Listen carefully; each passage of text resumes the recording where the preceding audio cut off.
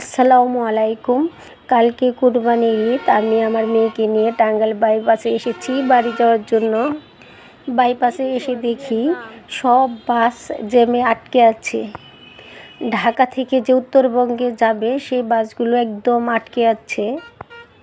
আমি যেহেতু গাজীপুর যাব সেজন্য ওভারব্রিজে উঠলাম। ওভারব্রিজে উঠে তখন দেখলাম যে না, এই টাঙ্গাইল থেকে যে ঢাকা দিকে বাস যাচ্ছে ওই রুটটা জ্যামে আটকে নাই।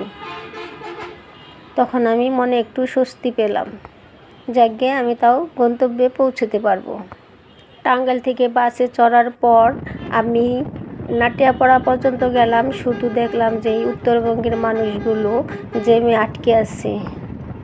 এখন বাজে বেলা 3টা, আর কালকে সকালে ঈদ। আল্লাহ যেন খুব তাড়াতাড়ি এদের বাড়ি ফেরার ব্যবস্থা করে দেয়।